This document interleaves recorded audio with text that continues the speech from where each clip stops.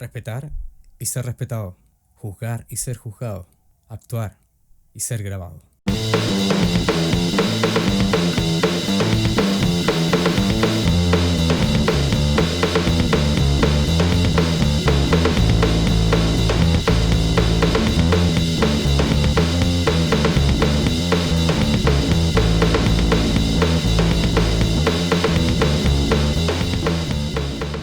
¿Es la vida lo que la sociedad nos ordena?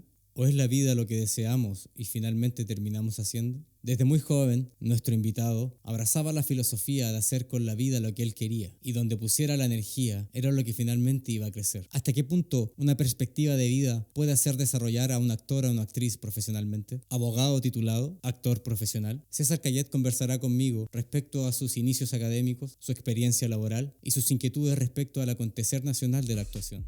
Hola, ¿cómo estás, Naya?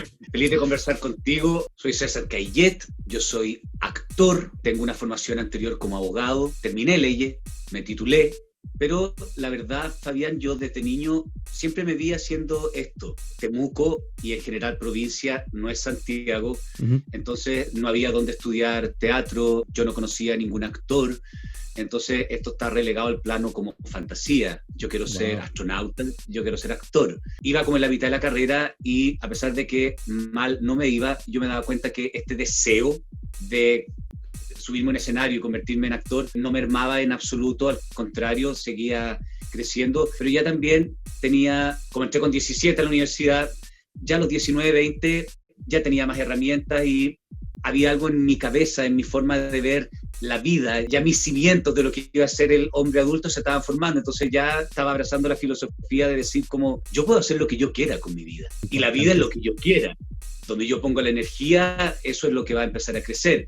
Junté a mi familia y les dije, bueno, todos quedaron bastante chan, porque les dije, oye, reunión familiar, todos se esperaban como, hijo, bueno, ¿qué va a hacer usted? ¿Se quiere instalar con una oficina? Nosotros como familia te vamos a dar todo el apoyo, etcétera. Y yo les dije, no, si lo que yo les quiero decir es que yo tengo esta fantasía hace bastante tiempo y yo tengo la decisión tomada y yo en marzo del próximo año voy al Club de Teatro de Fernando González. En ese tiempo era la escuela más prestigiosa donde estudiar teatro. Siempre están las escuelas convencionales, ¿no? La Chile, la Católica, pero todo el mundo en esa época, porque yo también de Temuco, de repente conocí a alguien de Santiago y que ligado como al diseño, a la música, al arte, y yo, oye, a mí me gustaría estudiar teatro.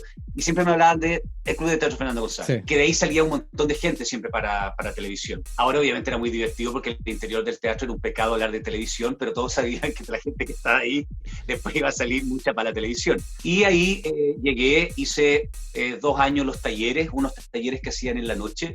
Ya cuando fui a la primera clase me fui flotando a mi casa diciendo, esto es realmente lo que yo quería. Tuve un feedback con los profesores, fui avanzando y me decían, sí, realmente tenéis herramientas, inscríbete en el profesional.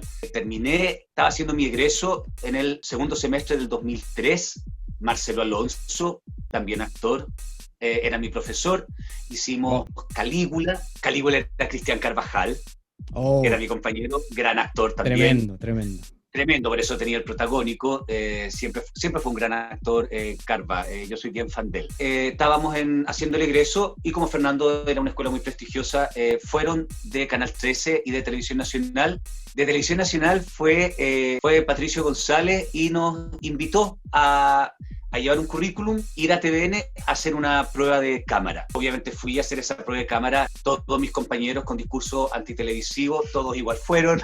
La necesidad tiene cara de hereje. Que simplemente tú podés trabajar en todas las ramas que la profesión te ofrece, es decir, docencia, cine, teatro, televisión, etcétera. Fui a Canal 13 también a hacer otro casting y tuve la suerte de que me llamaran para la última gran teleserie de la era Sabatini, que fue Los Pincheira.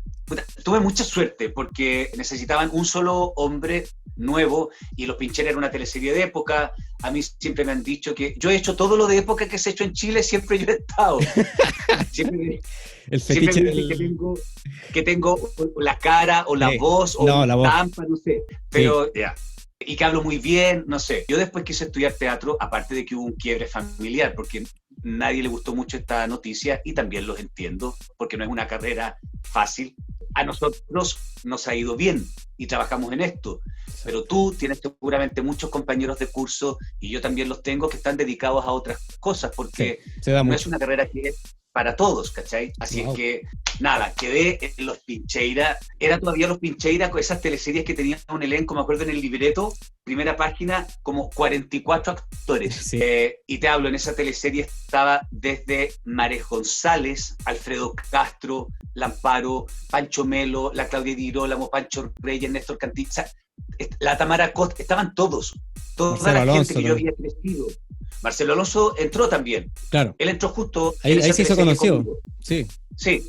Entramos juntos a la tele. Él era mi profesor y yo era su alumno y entramos juntos. Mire. Era gente que yo había crecido viendo y admirando. Y digo verlos, y destaco ese hecho porque Fernando González, cuando mandaba a 2 alumnos a hacer un ejercicio hacia adelante, por supuesto pedía absoluto silencio y siempre decía, miren, porque esto también se aprende mirando. Y entonces, cuando tú tenés la posibilidad de estar en grabaciones así, obviamente yo en Los Pincheira tuve un personaje chiquitito, pero en esa espera de esas escenas tú tenés la posibilidad de ver actuar a Alfredo, al Amparo, a toda la gente que te mencioné, y nada, usted ahí actuando con la creme de Chile. Entonces yo sentía que realmente todos estos años de trabajo y estudio que había sido premiado, que habían valido la pena, y así partí. Esa fue mi primera teleserie. Quisiera ya pasar al tema actuación. Primero que todo, ¿cómo preparas física y psicológicamente un personaje? Te voy a hablar de cosas concretas para que tú y sobre todo la gente que nos está escuchando pueda proyectarse, pueda empatizar, pueda entender. Por ejemplo, me llama para Perdona Nuestros Pecados, te habla un productor, ¿cierto? Luego te habla la directora, que es la Kena Rencoret, con Pablo Illanes, que es nuestro guionista, libretista, y ellos te cuentan a grandes rasgos más o menos de qué va tu personaje. Bueno, ahí podemos entrar en otro tema, porque a mí siempre mi sueño sería llegar a una teleserie donde me dijeran, acá están los 50 primeros capítulos de la teleserie escrita, para poder proyectar y crear tú una curva dramática de progresión, pero eso no es así.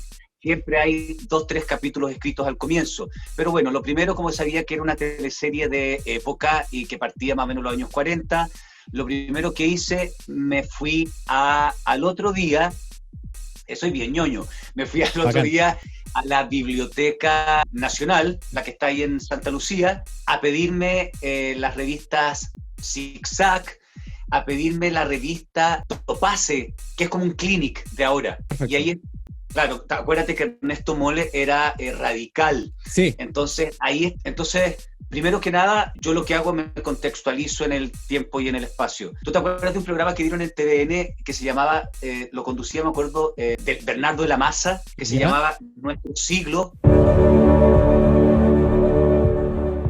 Y cada capítulo te contaba del 1900 a 1910, de 1910 al 1920.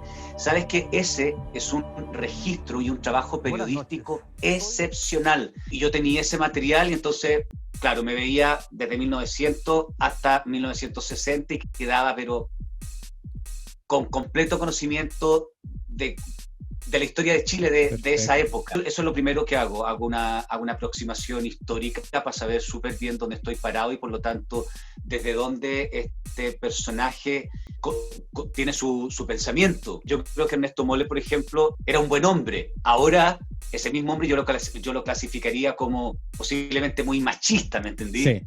Pero era una dicotomía. Claro, pero en esa época no, porque en esa época se pensaba de otra manera. Hay formas de construir personajes. A veces tú lo puedes hacer de adentro para afuera, ¿cierto? Y cuando me refiero de adentro para afuera, tú ves primero desde la psicología de este personaje cómo puede funcionar. Leo muchas veces y pregunto para ver todos los antecedentes que tiene esta persona. Me acuerdo que como en los primeros capítulos de Perdona Nuestros Pecados, Silvia, que era el personaje interpretado por la Francisca Gavilán, la Pau el Pato descubre que era la amante o siempre supo que era la amante de Velasco, y la echan a la Francisca Gavilán. Velasco me va a hablar a mí y me dice que si yo le puedo dar trabajo en la hostería. Y yo accedo a eso. Y yo le cuento a mis hijos, a Carlito, a la Mechita y a Horacio, que va a venir a trabajar ella. Y ellos me dicen como un comentario como, pero esa mina, esa amante, no sé qué, y yo los paro en seco y les digo, hey, no quiero ningún comentario. Silvia, ya, eso al tiro te da un antecedente a ti. ¿Qué tipo de persona es y qué tipo de persona sería ahora Ernesto Moller? Puedes decir, ok, es un tipo humano que le quiere dar trabajo a esta persona, hay humanidad en él, puede ser también de afuera hacia adentro, decir cómo, a ver, cómo la gente se vestía en esa época. A ver, se ponía tal traje, no sé qué. Yo al ponerme el traje me voy a percibir en el espejo, voy a ver mi reflejo y me va a dar un determinado sentimiento. Bueno, ahí construyo entonces de afuera hacia adentro. Yo soy sureño, Ernesto Moller, y la teleserie se supone que ese era en el sur también. Y por lo tanto, yo como soy sureño, acá también tengo familia campesina. Entonces yo sentía que Ernesto Moller, como también era acomodado en términos económicos, pertenecía a una burguesía sureña campesina, donde las cosas se hacen de una determinada manera. Y ahí entonces yo dije, weón, yo he conocido mil Ernesto Moller. En los pueblos cercanos acá a Temuco, yo conocí miles de tíos y, por ejemplo, cierta forma de pararme la copié de mi abuelo o de otra gente que también pertenecía a una burguesía sureña campesina, y ahí entonces tú vas llenando ahora ya cómo se va a parar Ernesto Moller. En un momento también me dicen que mi pareja es la Pati Rivadeneira, que es la esposa del malo de la teleserie. La Pati, cuando me dijeron que era la Pati Rivadeneira, casi me cagué. Wow. Porque la Pati, qué actriz, yo la he admirado siempre, es una gestora cultural, es un ícono de la transición a la democracia de este país, pero también la Pati es un poco mayor que yo. Y era también primera vez en una teleserie que yo iba a tener hijos, y también mis hijos tampoco eran unos niños. O sea, en la vida real posiblemente con Gabriel Cañas me llevaré por 10, 12 años. ¿Cachai? Claro. Entonces yo sentía que Ernesto Moller, aparte de algo en el cuerpo, tenía que tener un peso, algo que me hiciese sentir mayor. Entonces íbamos a dejar el pelo tal cual lo tengo, porque siempre he sido canoso, pero en muchas producciones me pidieron que si me lo podía teñir. Entonces íbamos a ocupar mi pelo canoso, y yo sentí entonces que había algo en el habla, una cadencia, un tono, algo que a mí me iba a dar mayor peso. Soy Ernesto Moller. Y que me iba a dar cierta verosimilitud. Viudo, padre de 3 chiquillos maravillosos. Frente a esos hijos y frente también a ser la pareja de la Pati. Soy un enamorado de las mujeres y un hombre de palabra. Y ahí entonces Ernesto Moller fue adquiriendo como, porque tampoco del capítulo 1 partió así, no. Fue increciendo, y ya en los 15, 20 primeros capítulos yo sentí que ese era un tono que me acomodaba y que funcionaba. Siempre consigo lo que quiero. Así construí ese personaje. Claro, y la particularidad de ese personaje también era que a partir de esa voz, que tú me dices que era lo icónico del personaje, y también aparte de su gesticulación y su postura, tenía esa dicotomía entre ser un ser como muy dulce, abrazador con su hijo, pero ante la vida, ante lo externo que era su casa, tenía esa pachorra, se paraba ante la injusticia. Entonces, interesante. Iba puta. Claro, es esa dicotomía, claro, que iba puta, y era un hombre de su época también, ¿cachai? Exacto. De llevar a los hijos a puta, etcétera. Entonces, creo que estaba bien. Bueno, sí. Es la teleserie más exitosa de la década, de los 10. Pasando ya al otro costado de la vereda, ¿cuál es tu metodología para salir del personaje, cuando ya tienes que volver a ser César Cayet? Es divertido. Hoy día en la mañana hablé de eso con alguien que no es con una mujer, es profesora de arte, no es actriz. Yo le dije que por lo menos cuando yo tenía, que perdona nuestros pecados, se daba mucho, escenas muy violentas o escenas donde yo decía cosas horribles o a Ernesto le pasaban cosas horribles, o en general cuando yo tengo peleas en teleserie o violencia física con compañeros o compañeras, y cuando dicen el corte, yo lo primero que siempre trato de hacer es ir a abrazar al compañero o compañera, porque hay una parte, o sea, mi mente consciente sabe que esto es una ficción y que esto es un trabajo, pero hay una parte inconsciente mía donde a nivel celular todo repercute, y simplemente yo estoy viviendo una situación de violencia. Por lo menos como yo consigo esta pega, yo en ese minuto estoy viviendo eso. A más de alguien le he dicho, Nanay, pasó, te quiero mucho, estás bien, como para cortar y darle la señal al cuerpo de que no va más. No me quiero quedar con esa energía de vuelta a casa. Por supuesto, también a veces cuando yo estoy en mi casa estudiando o preparando la escena, más de alguna vez está ahí como repasando el texto, tratando de entrar en la emoción para ver cómo lo vas a hacer. De repente te encontráis con que estáis solo en tu casa y te están cayendo las lágrimas y uno dice, realmente esto es delirante, pero fascinante. Entonces creo que hay que ser súper cuidadoso. Muchas veces me he ido manejando al canal, escuchando música que me pueda conectar con una determinada emoción, como para llegar en concentración al set, ya en un estado como para pasar la escena y ojalá en ese minuto como, ok, respirar hondo. Las teleseries también es un espacio de camaradería y a veces uno llega como todo el fin de semana y si tenemos una escena entretenida, todos tiramos la talla, etcétera. Pero cuando es ese otro tipo de escena, en general, trato como de... Y todos un poco hacemos lo mismo. Nadie está echando la talla antes, hay completo silencio por parte de los actores, por parte de ustedes, que son el equipo técnico. Entonces ahí yo la verdad trato de irme a la parte que no está iluminada del set. Para que la gente entienda, un set de televisión está en una estructura muy grande, que es como un galpón, donde hay otros sets que en ese día no se van a grabar y que por lo tanto están en completo silencio y oscuridad. Me voy a esos sets a tratar de concentrarme, realmente hacer carne todo esto, cosa que digan acción, y en ese minuto, eso tiene también de especial una teleserie. Una teleserie es algo que se graba generalmente, lo menos que dura son 6 meses. Exacto. Entonces ya tú cuando estás grabando y tienes la posibilidad de grabar mucho, ya está en un tercer mes y yo entro al set, yo soy Ernesto Moller. Y cuando tú tienes tan agarrado el personaje, tú eres capaz ya de improvisar, cambiar el texto y no se te va a ir el tono porque tú ya eres Ernesto Moller. Entonces, el humor va a funcionar desde ahí, la ironía va a funcionar desde ahí.